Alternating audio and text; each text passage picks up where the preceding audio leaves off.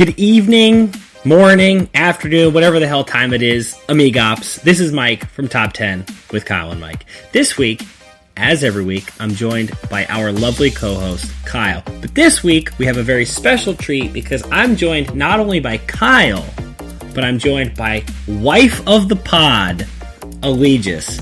The two of them have just returned from their honeymoon, and we're here to chat tonight. I actually do know what tonight's topic is. I will let them introduce it, but we're going to talk about this topic. We're going to debate it vigorously, and by the end of this episode, we will have a Kyle and Allegis-centric top 10.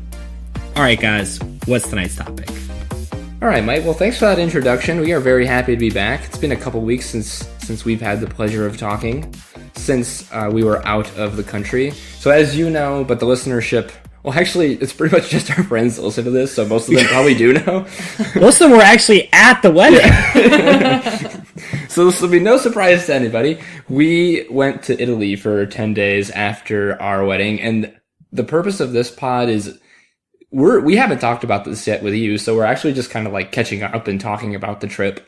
Also, just to kind of like recap some of our favorite things about it, and I think what people can take out of this is if they actually care about us, like learn...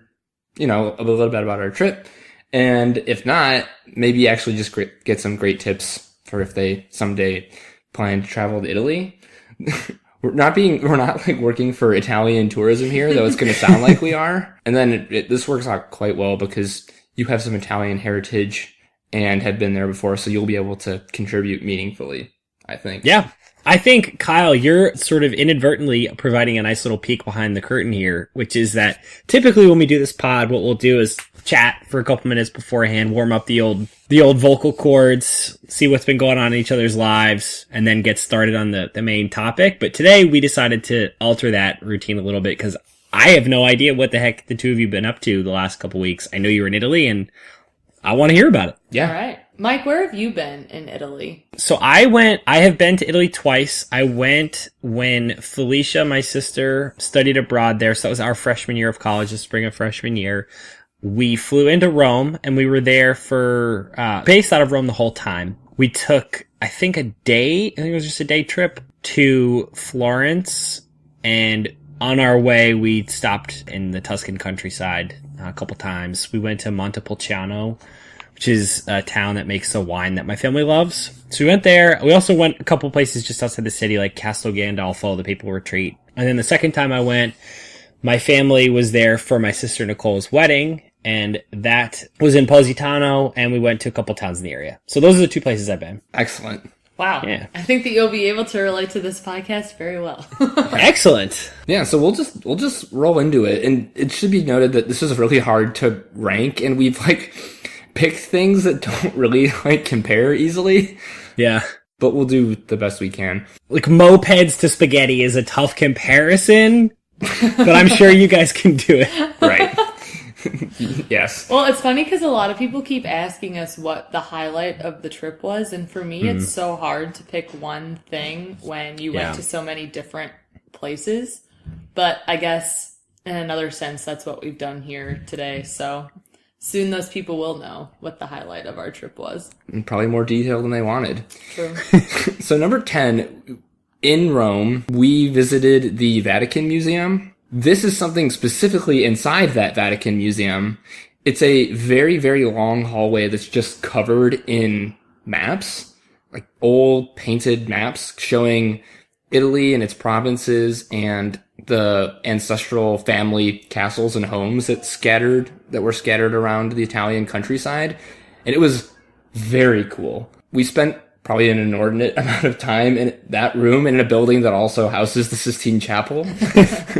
But Mike, I have a picture of it. I'll send it to you later. But as we were inspecting some of these pictures, saw a little tiny castle nestled between some hills that had your surname on there, which we thought was cool. So you guys have just provided me a trip down memory lane because when you started saying this, I was like, room of maps. Then I was like, oh my God, this was the room where we went searching for my family's name. Did you find it?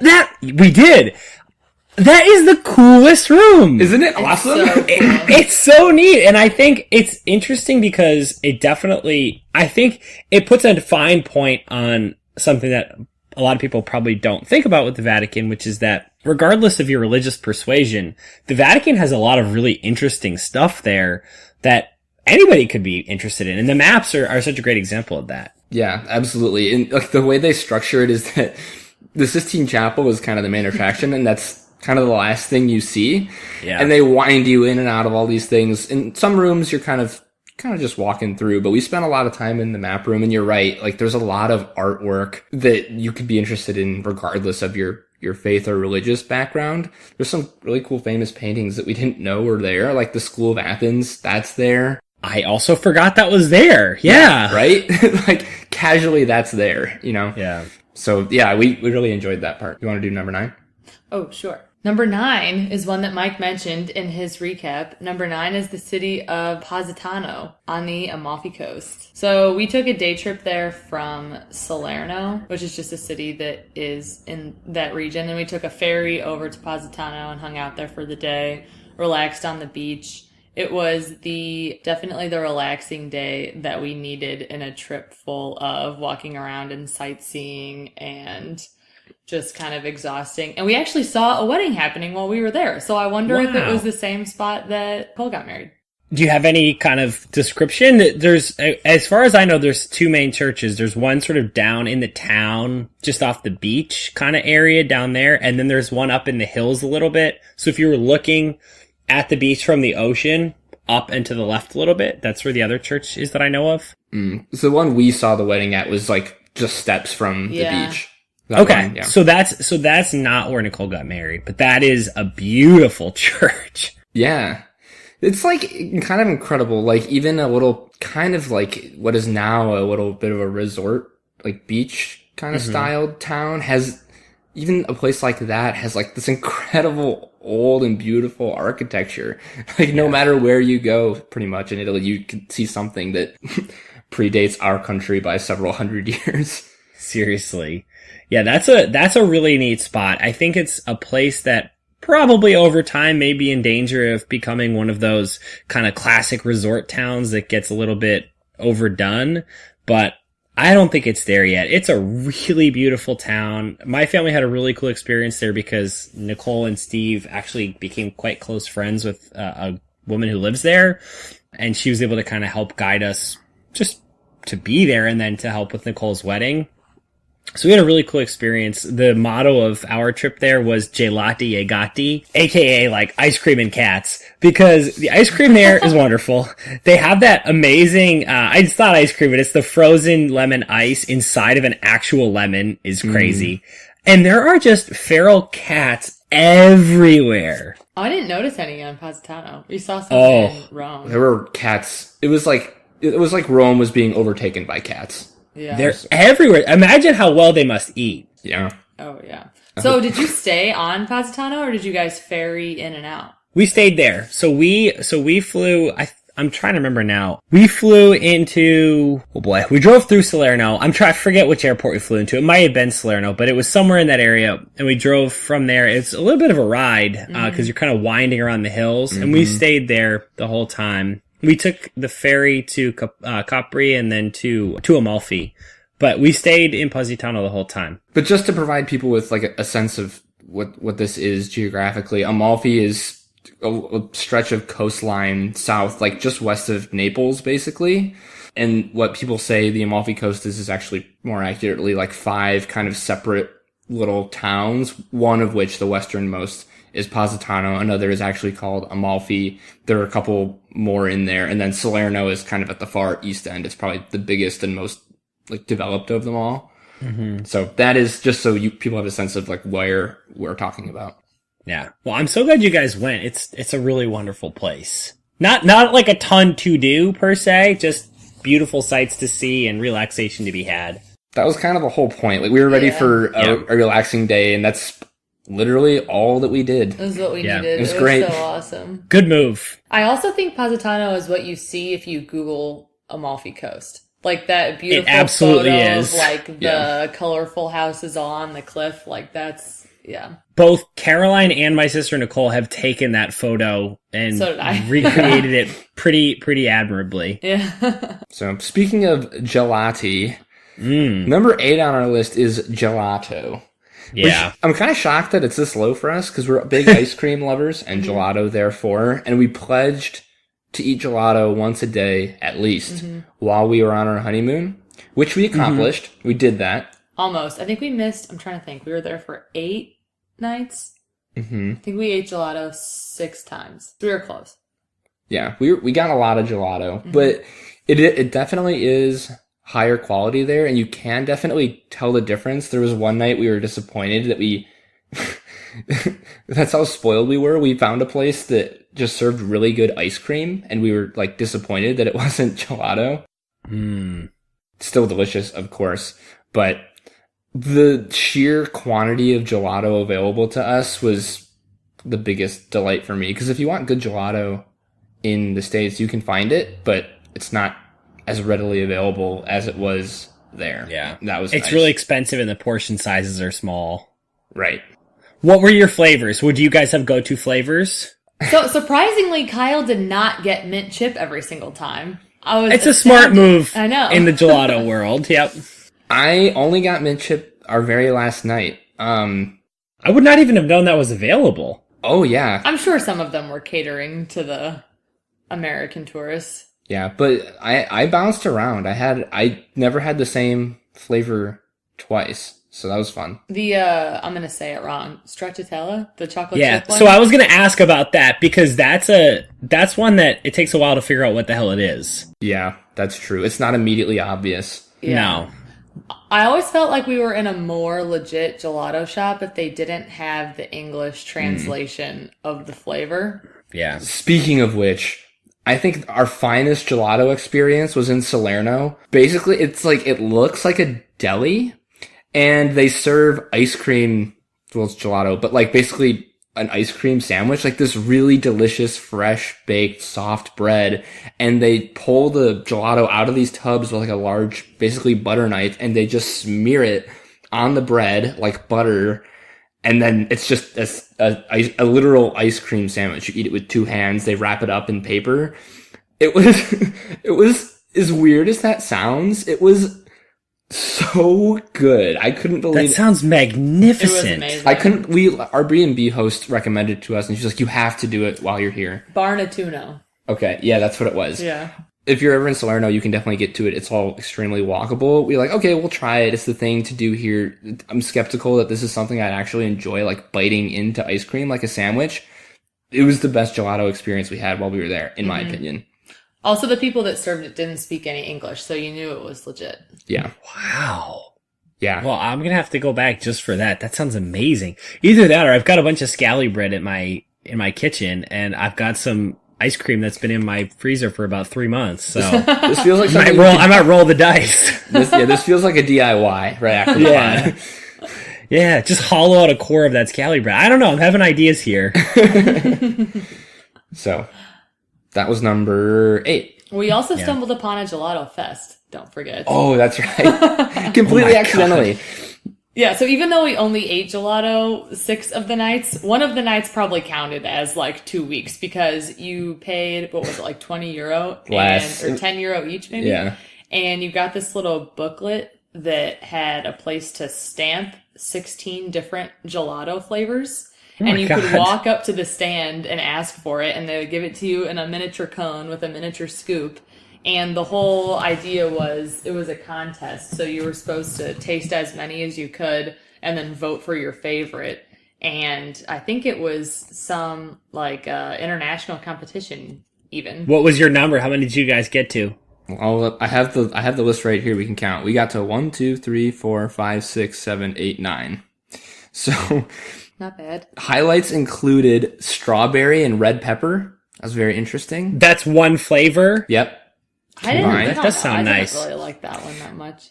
Yeah, it was a highlight just because it sticks out to me. People were really into basil. There were a lot that had basil in it. Like these are like artisanal style gelatos. I do like basil based like ice cream and frozen custard, whatever stuff. That's good. Definitely. My favorite, the one I voted for, was a Canadian guy. Most of them were Italian. This guy was Canadian, and it was like a blueberry pancake type deal, or waffles or something. It was really tasty. I don't remember remember. Ooh. We realized after the fact that what we should have done was each gotten 8 and shared so that we could taste all 16 flavors. Instead, we just got 2 of 8 of the flavors. But see, I think this is an interesting study in your marriage because you have kind of different options. It's all about cooperating, but the method of your cooperation is totally up to you. You could have had a really good plan and been partners in that sense, or, and what is, I think, greater keeping with the actual reality of your relationship, the two of you could dive in head first and do that. There's no wrong way to attack a gelato fest. No. Well, we also took some pretty silly photos that I would recommend looking at if you're friends with us on Facebook. One where Kyle is holding his gelato, pretending that he is the David statue in front of one of the replicas of the David. Mm-hmm. Another where we're holding one of our empty cones up to the balloon that says Gelato Festival, pretending that the balloon is in fact the scoop of ice cream. So, ooh, we could probably tweet some of these. Pretty out. artsy. I think we could probably do that. I like that. Mike, we'd get a little twittering going on. So obviously gelato, a big part of our honeymoon. Mm-hmm. All right, number 7 is back to Rome, our first stop on the trip. And number 7 is St. Peter's Basilica, which also includes the square around it. So this was kind of a last minute decision for us. We started with the Vatican Museum, moved through to the Sistine Chapel, and then realized at the end that we hadn't really seen the main event yet, the actual basilica. So we made it there towards the end of the day, and it is both beautiful and gigantic. Staggering. We just could not believe the size of this building, especially once you get inside of it. Like, you could fit 4 standard size churches into this basilica. And it's just truly astounding. It's alarmingly large. I think we both discussed after we were surprised that we weren't having like a strong reaction, like from a faith perspective. It's more like the impression that you get from it is more like an imposing sense of like the history of the Catholic Church and like its place in history, specifically in this part of the world, which isn't a bad thing. It was very, very cool experience, especially like, you know, comparing that to what that is in this country. Totally. I think, to quote Ron Swanson, say what you will about organized religion, but damn, those people know how to make a nice edifice. Like that, St. Peter's Basilica, my reaction was exactly the same as yours. The sort of the awe of the beauty and all that stuff is there, but it is surely secondary to the awe at the scale of the thing. I didn't know. I think I heard recently somebody say that, like, this really kind of interesting and depressing statistic about the percentage of people who have seen the Eiffel Tower before they've seen the Eiffel Tower. Yeah. And I think we've discussed this, but in the past, you know, you heard about the Eiffel Tower, you saw a drawing of the Eiffel Tower, and then when you saw it, you said, holy shit, that Eiffel Tower is huge.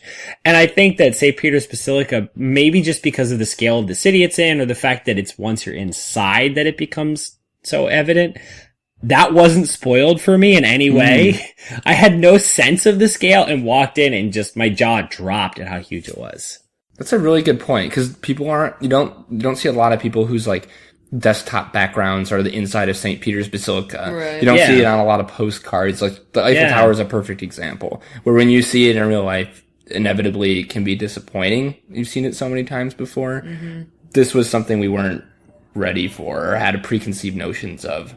So that definitely helped. Mm-hmm. Also, just a quick travel tip to anybody out there. Make sure you have your shoulders covered. Yeah. So I walked up there, and obviously my shoulders are bare. So I don't have a shirt on, and, you know, they wouldn't let me in. Yeah, that's upsetting. I'm sorry that happened to you. Kidding. No, but in all reality, I was wearing a dress, and I almost didn't get in because I didn't also have like a sweater or some sort of wrap. But we sweet talked the guy, and I got in eventually. It was really fun. He like looked around. Don't fire him. His name was Enzo. He like furtively looked around and was like, go. It was fun. I like that. So yeah, that was good. That was number 7, which brings us to our not top 3. And these are silly because there was really no part of this vacation that we didn't absolutely love. One of our gripes with Italy and Europe in general is that there's just no ice in the whole damn country. That's a good gripe. Yeah, it is coming from Allegis, who loves chewing ice, and I just like having like really, really cold beverages, even if it waters my drink down a little bit. You notice it after a while, and also just the fact that water is a little scarce there. We take it for granted that like cold water just comes with all of our meals in the States. So that's something. This is both a positive and a negative about Italian dining. It's just that like the sense of urgency there is just completely, well, there is none really. Very minimal. Yeah. Which is awesome. And the only way it is negative in any sense is that like when you're ready to go, it can be very difficult to actually get the check and like cash out. So we couldn't figure out 10 days of eating out every single meal, and we couldn't figure out whether or not we were being rude by having to like flag down the waiter to ask for the check. So there were some meals where we had more time, we would test it out, like let's see if he just asks us. No, they never ask. You have to ask them. I think you probably were being rude. It's like, it's a fine line. They're so weird about the freaking checks. But I don't get it. At what point did they finally just bring it to you? well, and because They like, don't, that is a staring contest that you will not win. They will never crack and bring you the check. even if the Because it's like the restaurant height closes. of rudeness. Yeah. That happened a few times where we were like, they're closing, like they're putting chairs up and we're still waiting for the check. Like we have to ask now. Yeah. Yeah. No, they'll get passive aggressive before they get to like actually saying, where's the, come on, get the hell out of here. Yeah. Americans. It was weird. We just like didn't quite know how to handle it. It was funny. Can I offer one? Yeah. I wouldn't be surprised if you guys found the same. I'm just going to go generally. So the bathrooms. I have a big issue with having to pay for the bathroom, especially where my Italian coin or my euro coins situation is kind of scarce to begin with. I didn't love that. I did not love those disgusting infinity rolls of paper towels. Did you come across those? I'm not sure what you're getting at. Dude, these I have weird in my little life, but not in Italy specifically. Yeah, the weird little bands that you pull them out of the dispenser and they just keep reshuffling into the machine. Those are great. Kyle, if you haven't seen this, You've never wait. seen those? Yes. Wait, It's so hard to explain this concept because it confused. makes no sense. So you know how when you hit the dispenser on a paper towel, the paper towel comes out, you pull it out, you dry your hands on it, you throw it in the trash? Yes. Well, this is like a cloth, like a reusable cloth thing that looks like it's on a full spin, and it just, as you pull it down, it goes back into the machine. So you're, ew. Theoretically, they wash it or something. It's disgusting. There's a lot of those in Italy. I'm glad you avoided it. But my last one, this is probably more personal, but I had to use the restroom at one place, and they like pointed downstairs, and I went downstairs, and there was just... You told me this story.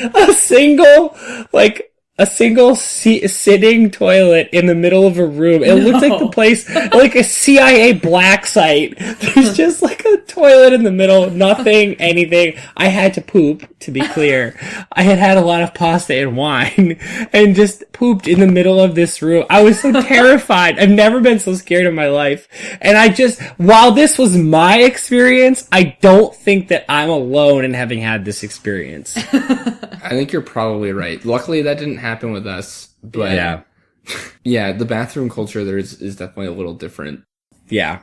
The last thing, and this is just us being American and being used to our American habits, but I guess it's not just an American thing, but they just don't like do conventional breakfast there. Like you can't sit down and get like eggs or bacon or pancakes or waffles or toast. It's just like get a pastry if you want to eat something before like 2:00, which like that's fine and it's cool to do as the Romans do, if you will. Nice. But also at the same time, like I like to sit down and have a nice hearty meal before my day starts. So at times that was a little frustrating, especially because you guys are walking around so much. Yeah, we need that energy.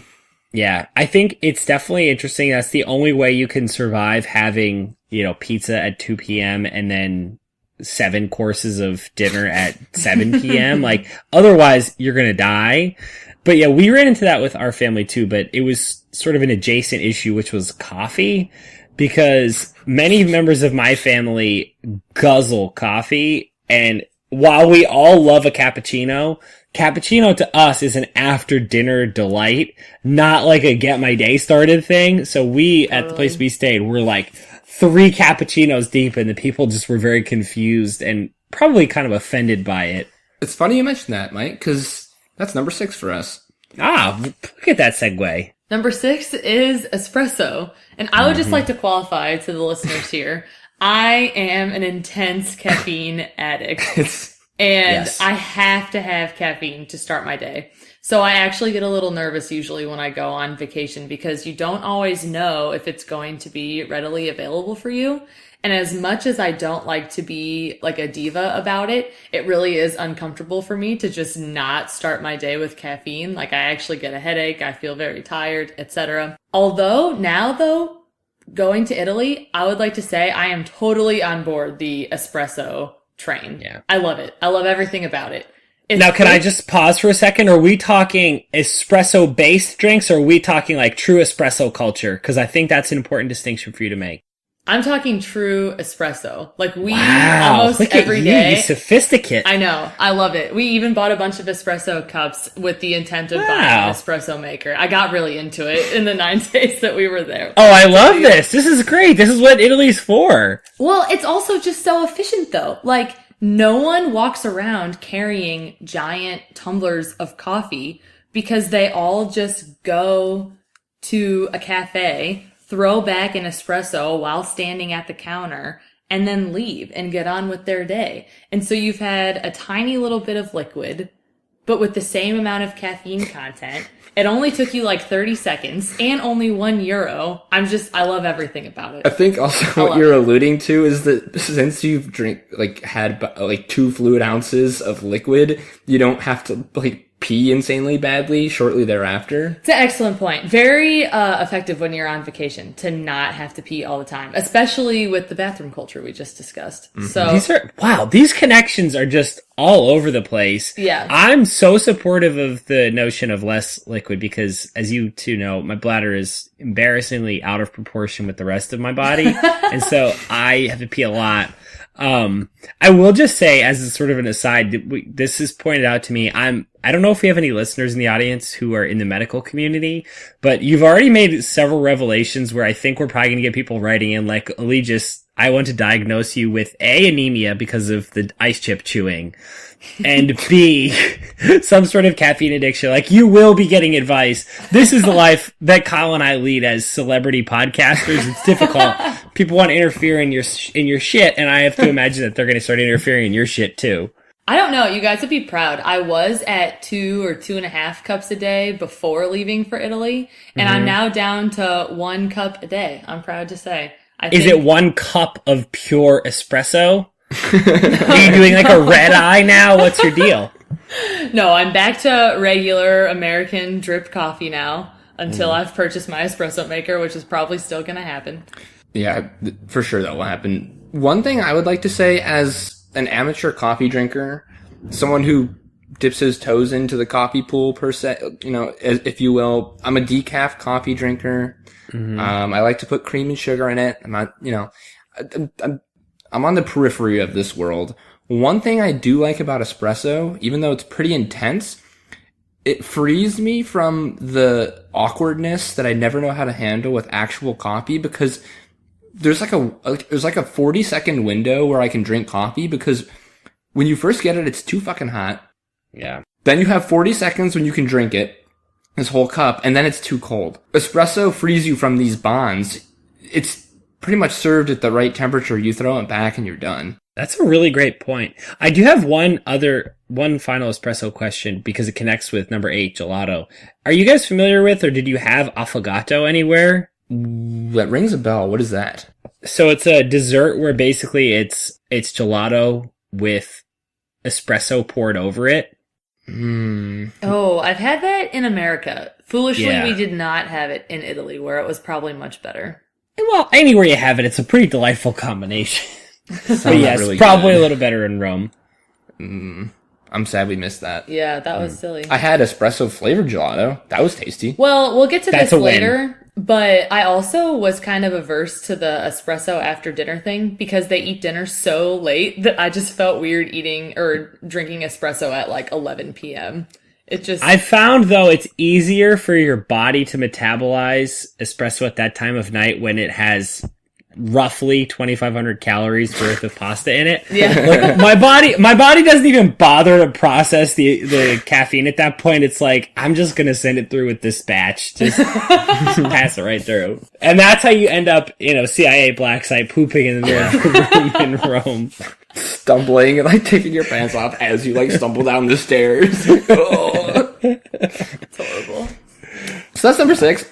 Number 6. Number 5. Number 5 is a day trip that we did out of Florence. So Florence is north of Rome. It's probably like halfway between Rome and like Torino, like the northern parts of Italy. We did a day trip directly west out to the coast, a little area called Cinque Terre, which translates to like the 5 Erds, or it's basically 5 tiny little fishing communities right along the ocean. It's pretty close to Pisa. And what's cool about it, we said that Amalfi is like 5 communities kind of spread out along the coast. This is like if you like shrunk it down to the point where you could like feasibly hike between all of these tiny little fishing villages right next to the water. And that's basically what it is. And that's what people like to do, is like hike between all these different little tiny communities. We didn't do the whole thing. We realized it would have taken you basically all day to do it, but we hiked between a couple of the tiny little villages, and it's stunningly beautiful to be like hiking through these cliffs, like right next to the water. And these villages have like these tiny little like haphazardly stacked buildings that all have really bright, distinct colors because fishermen want to be able to see from the water which their house is. So they're brightly colored. It's the birthplace of pesto sauce. That's what I was gonna say. Yeah. Really? Yeah. So we had I love pesto. Who doesn't? So we had Quinn, if you're listening, Quinn's a big pesto fan. It was as delicious as you would hope for the birthplace of said sauce. And really good seafood. Yes. I had a really, really tasty shrimp scampi. Shrimp scampi. Yeah, it was just a really pleasant day. It was a couple hours via bus. We spent all day kind of traversing, and there's trains that can take you between them as well. It was touristy, but not overly so. We got a good sweat in, walking around, enjoyed a beer by the beach. It was just a really nice day, and then took the bus back into Florence, and very well managed, delightful little trip that we got recommended to us by my sister Erin, because she had studied abroad in Florence a couple summers ago and had done the same trip. So highly recommend that one. Wonderful. Mm-hmm. I think the nice thing that this anecdote reveals is one cool thing about Italy is that it feels like it's everybody's place. It's such a common vacation destination, but has so many different delights that everybody kind of has their own angle on it, and you can kind of cherry pick, because I know that your friendship with Jameson was instructive in the Florence part of this. Having Aaron talk to you about Cinque Terre is pretty cool. I know I mentioned how much I enjoyed Positano. Like, you kind of can cherry pick and kind of choose your own adventure from all of your people who have done this stuff, which I think is really cool. Yeah, and anecdotally, like, we had so many people give us recommendations, and it was impossible to do everything that everyone told us. Mm-hmm. But you're right, like, it's kind of cool that you can talk to 30 different people who have gone to Italy and hear close to 30 different things recommended. We're always very positive. No one has anything bad to say about Italy. Yep. So that was number 5. Do you want to do number 4? Sure. So number 4, as you mentioned, Jameson is very well versed in some of the more historical stuff. So he's probably going to be upset that I don't know much about the history of this item. But number 4 is the Duomo bell tower, specifically in Florence. So we went to all the sites that are related. So the Duomo, the baptistry, the bell tower. But the bell tower is really cool because you can climb up to the top, and it's really skinny staircases winding all the way. And when you get to the top, it's a really awesome view of Florence with all of the, the orange terracotta roofs, as well as a cool close-up view of the Duomo itself, which is like the dome cathedral building. We were surprisingly not as astounded by the interior of the Duomo itself, But the exterior architecture is beautiful. So going up in the bell tower and being able to see the Duomo up close was really cool. Yeah. I couldn't get enough of like the feeling that I got from the bell tower, because the Duomo, just to give you a sense of it, is like the literal center of Florence. Like all of the major roads are kind of like wheel spokes out of it. It's the hub. And like you said, we were like in these tiny little passageways going to the top of this bell tower. We can barely fit 2 people through them. And as we walked around Florence, you're at street level and you can't see all these rooftops. It's a lot of gray stone at the street level. And then when you get to the top and like look out over the expanse of the city, it literally feels like you're above the clouds, because it's like a totally different view from above than it is below. It's a really cool sense. And then just from like a practical standpoint, the bell tower actually rings.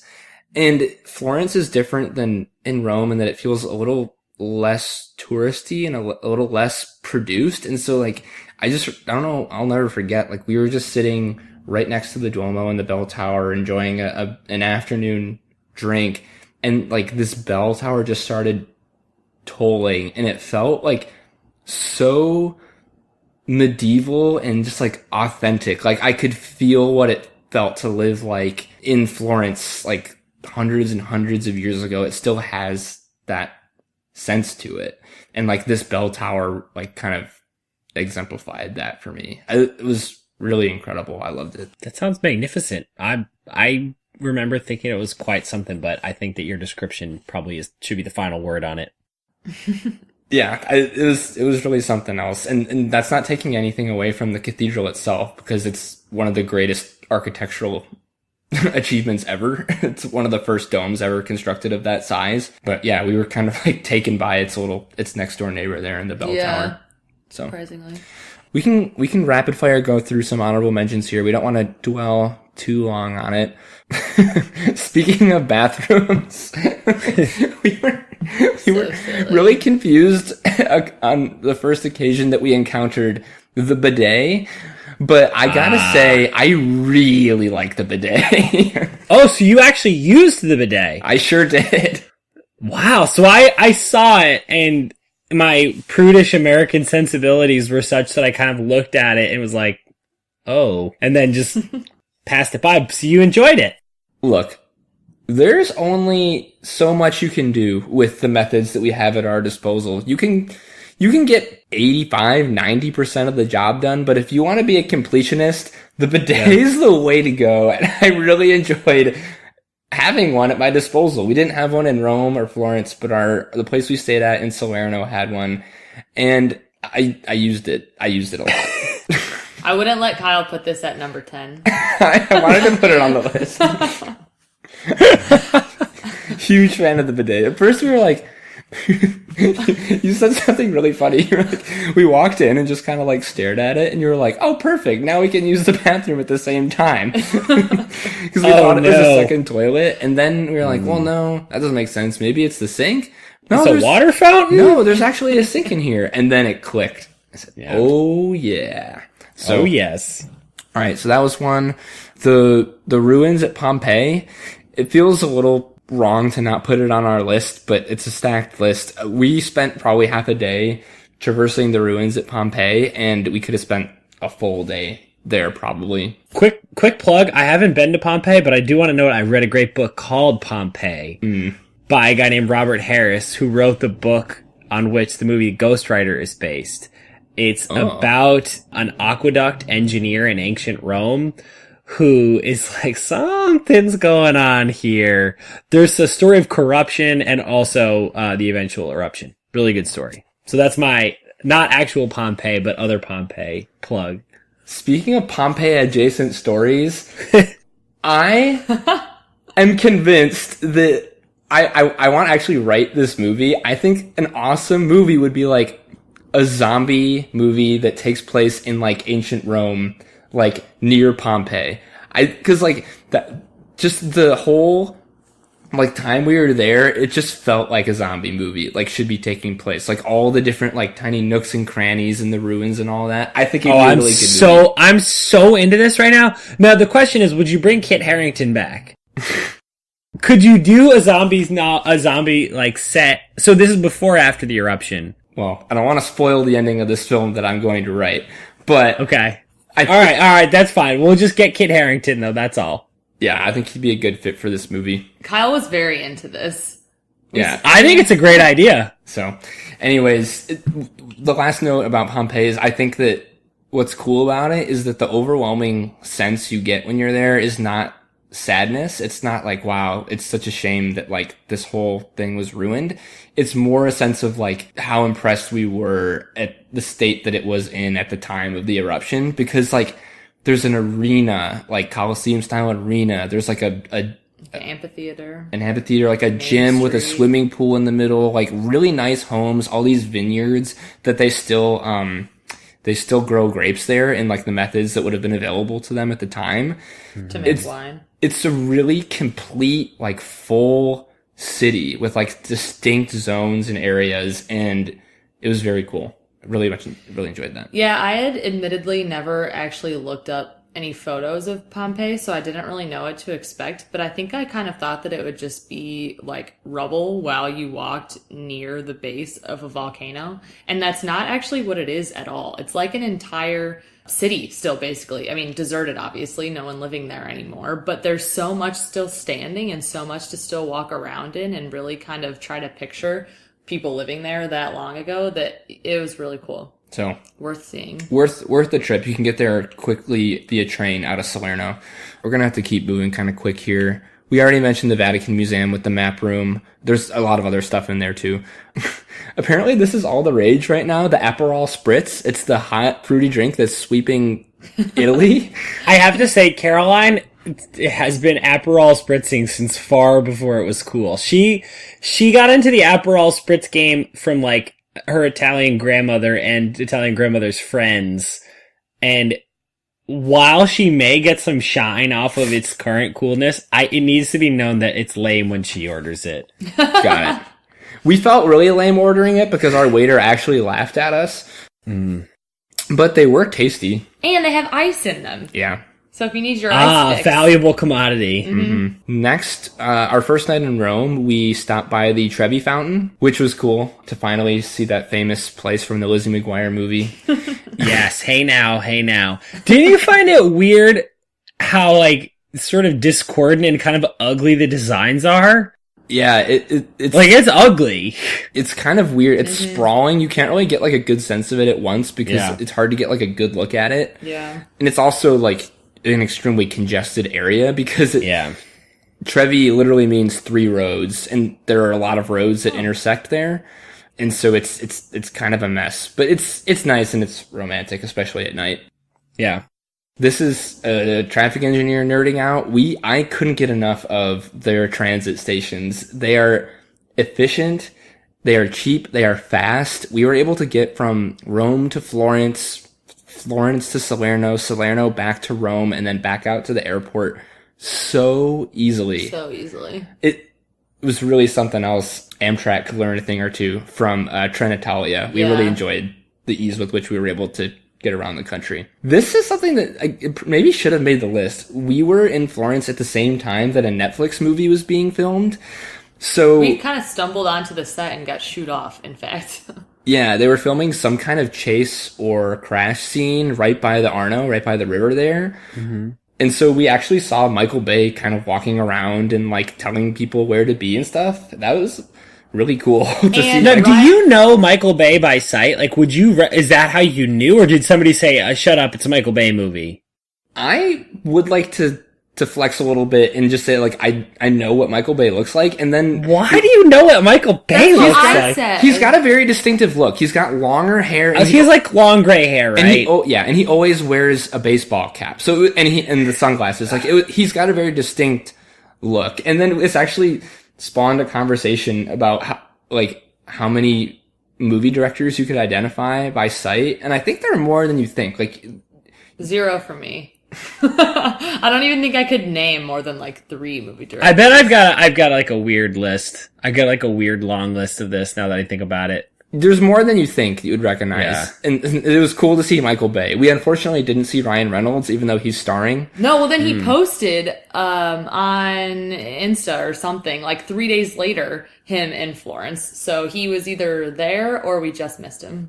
So is this like Bad Boys 3 Boys to Men, or what is this? So the synopsis right now is a group of like billionaires fake their own deaths Stop it. Jesus Christ, Michael Bay. It's a Netflix movie. I can't wait. A bunch of billionaires that fake their own deaths to fight crime. The movie is called Six Underground. So look forward to that. Look forward to that one in 2019. Is he getting any budget? Like, they're in Italy, it must have budget. Oh. It's Netflix. They're just shelling out the cash because it doesn't matter. It doesn't matter. If you could, I would watch a Michael Bay movie if he had no budget. I don't like him having special effects.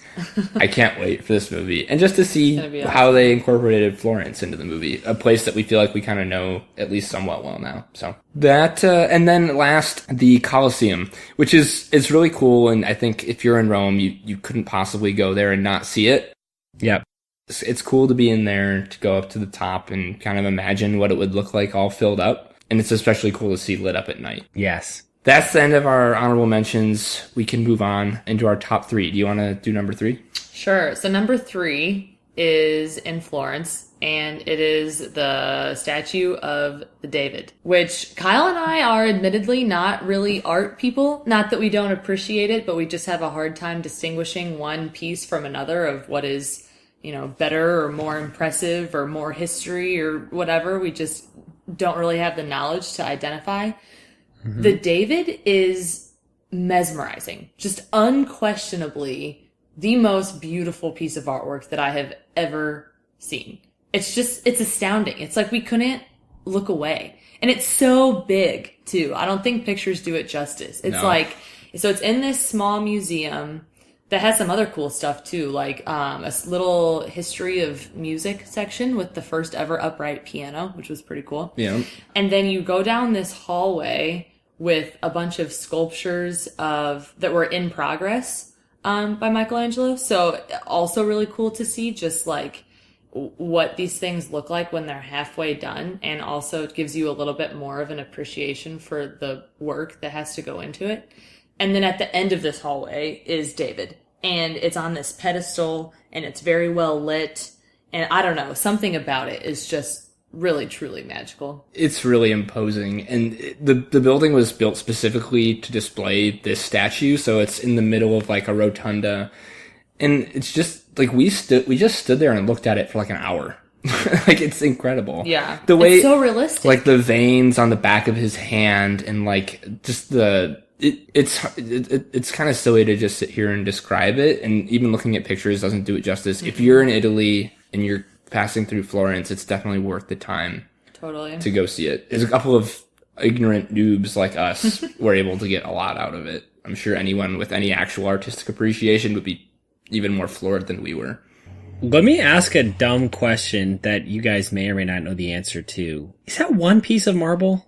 One piece. Oh my goodness. And it's like, what, is it 12 to 15 feet tall? It's huge. I just Googled 17. It's huge. Yeah. Yeah, and what's interesting is that actually he didn't start with like a completely raw block of marble. He didn't even choose it. It's actually a piece of marble that had started work on and had been abandoned. He found it in the basement of a church, basically. And was like, hey, can I use this? And they commissioned him to do it, and it stood outside of a church for a really long time. I paid a TaskRabbit to hang 2 cast iron pipes to my wall recently. Like, what the hell? I realize I haven't worked as hard as Michelangelo, but there's a real disparity of talent in this situation. This just seems really unfair. Were you there when the TaskRabbit was hanging the stuff? Are you guys like buds now?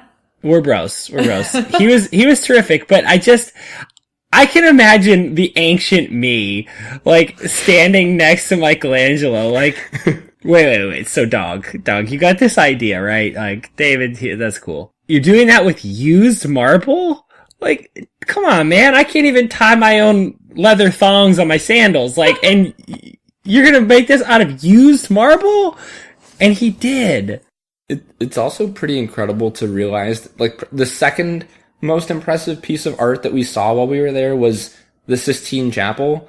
Yeah. And it was the same dude in two completely different kinds of artwork. He's the best of all time, right? He's the GOAT. He's the GOAT. That is redonkulous. Like, that's just, even, you know what? Let's actually put aside the eye and sort of the vision and all that stuff.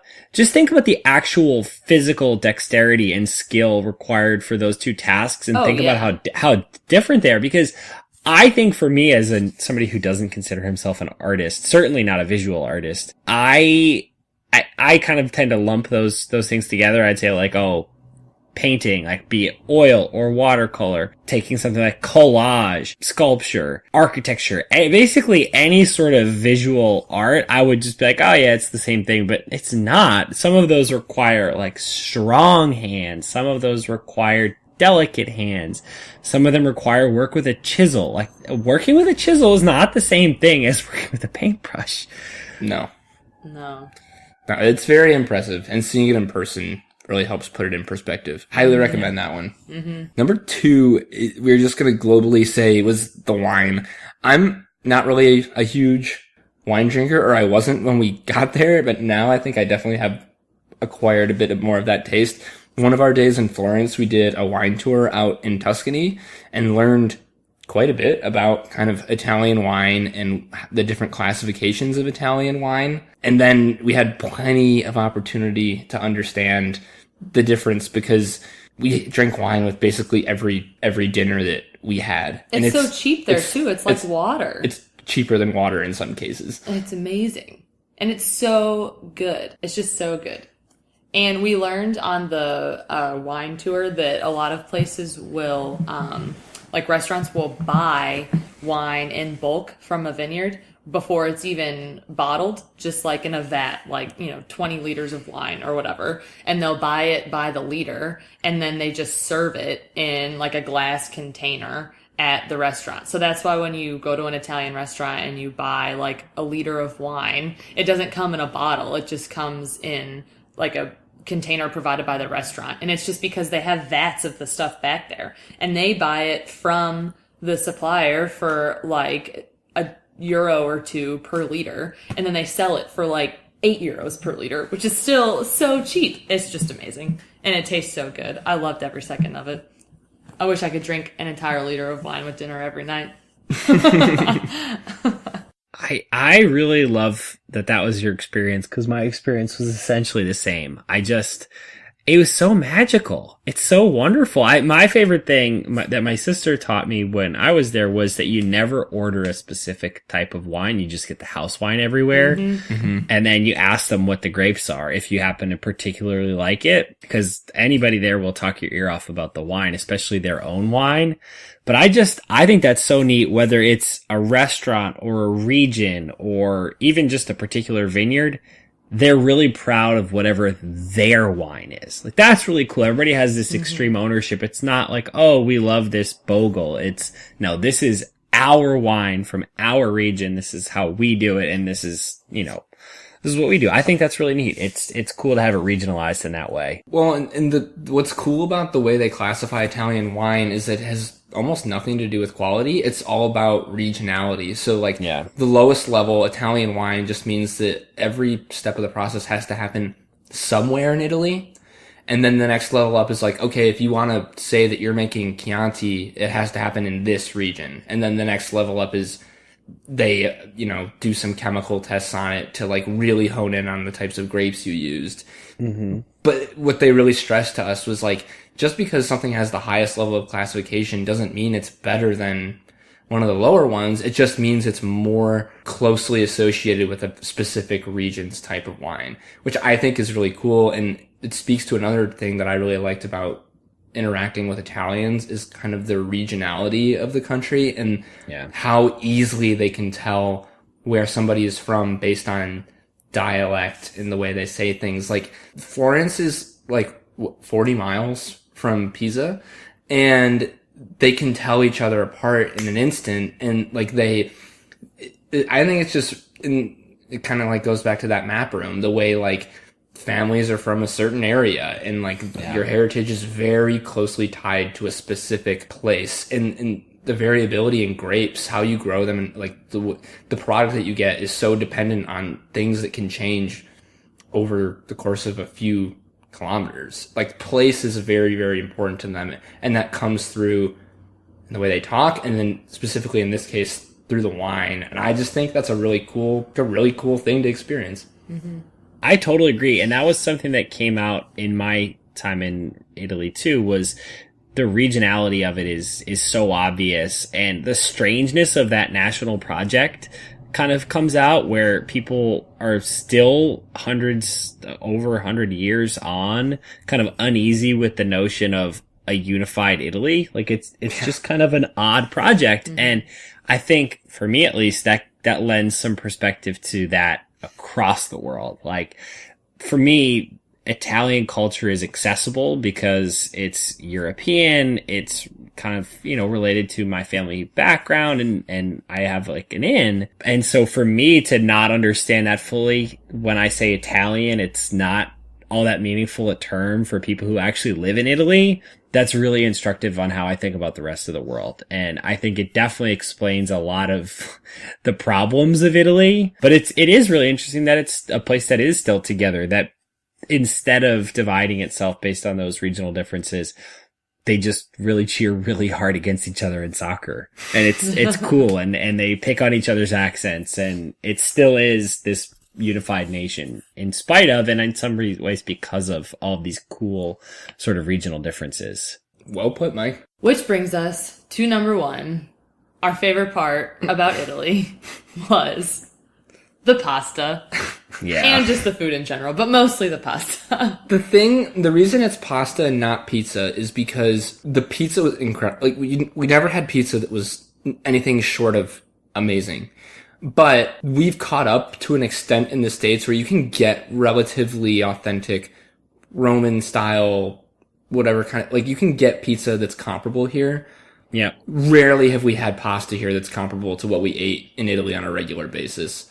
You're so right. You're so right about that. I think, cause I think, this is just my view, but I think the pizza ketchup is more to do with sort of technique and technology. Like if you have the right oven and you know what to do, you can any monkey can do it. You just have to have having the right oven is difficult because it's expensive. Mm-hmm. But with pasta, you have to have this really funky, institutional, ancient knowledge / patience. Yes. That you can't just say like, oh, here's how you do it, and here's the equipment to do it.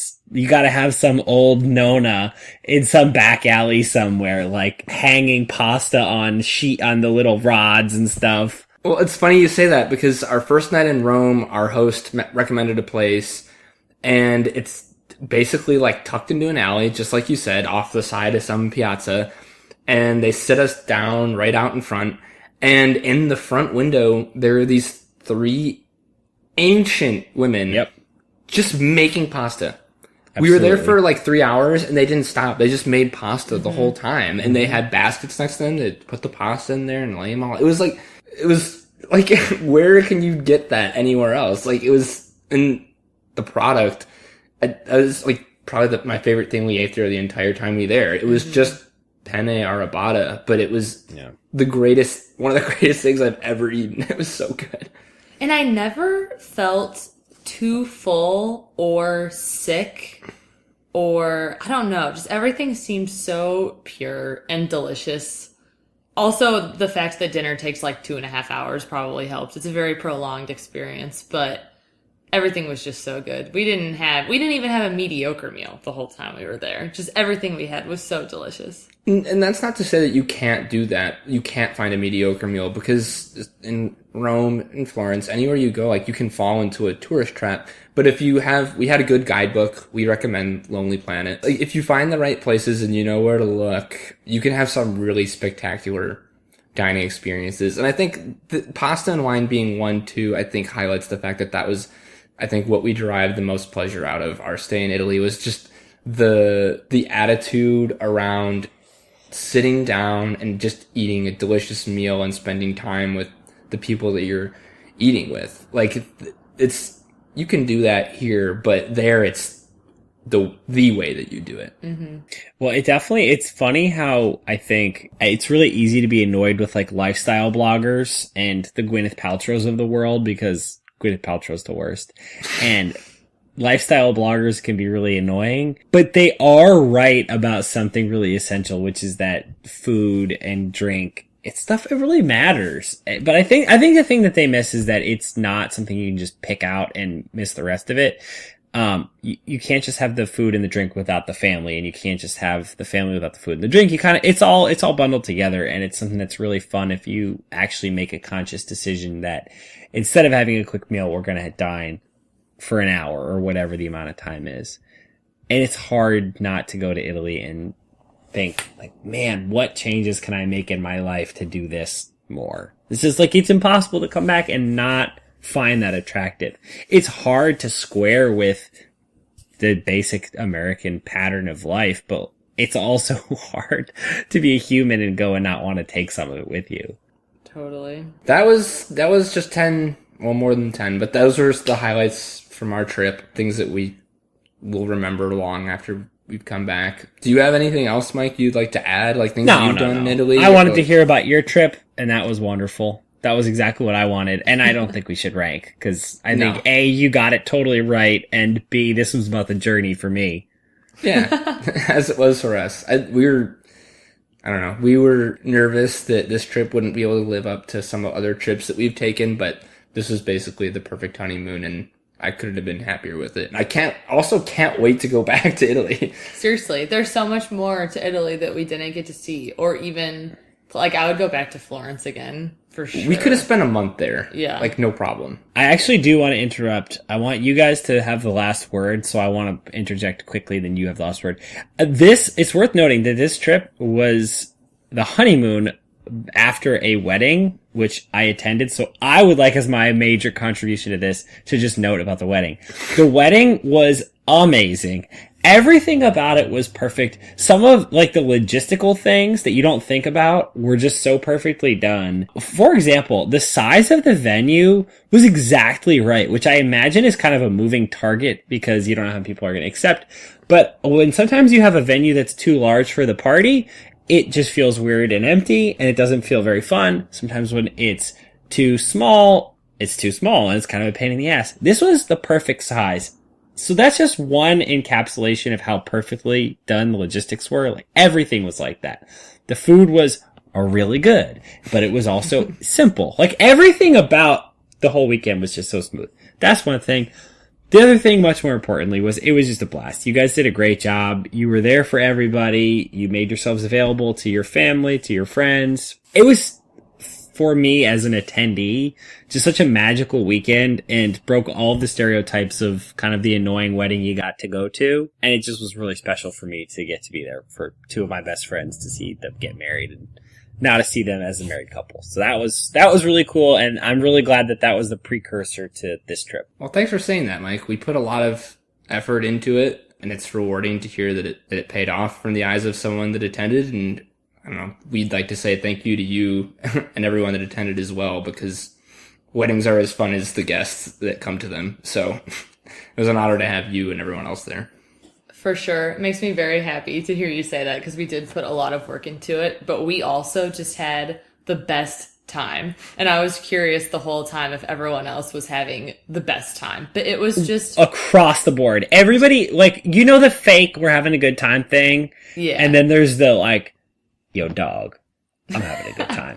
Like, I had so many of the yo, dog, I'm really having a good time conversations that weekend. Everybody was like, yo, real talk, this is actually a really nice wedding. Everybody loved it. That's so awesome. I love it. It was perfect from start to finish. I'm having serious withdrawals. As much as towards the end, I was like tired of planning it and thinking I'd be so ready for it to be over. Now that it's over, I just wish I could relive it every weekend. It was just amazing. It was the best day. Yeah. All right. Well, thanks, buddy. We're glad that we got to download with you in this kind of elongated fashion, and hope that people can take something from this and go on their own Italian adventure at some point. So. Amen. Alrighty. Well, All right. I'll talk to you next week if you're still keen then. I am. Alright. Later, buddy. Bye. Alrighty, friends. That was our top 10 for this week, but now we'd love to hear your top 10. So please check us out on all of our available social media outlets, traditional outlets, whatever outlets we have. Check us out on Twitter at top10km. That's all spelled out, top10km. Our email, top10km, spelled the same way, at gmail.com, or our site, top10km.podbean.com. All forms of communication accepted, except for serial killer notes. Please don't send us any of those. If you like the pod, be sure to subscribe wherever you get your podcasts so you never have to miss an episode of Top 10 ever again. If you didn't like it, please tell us why. We'll try to make the show better.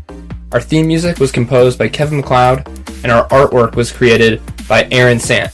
You can check out her stuff at Sant Design on Instagram. Alrighty, goons. We'll see you next week.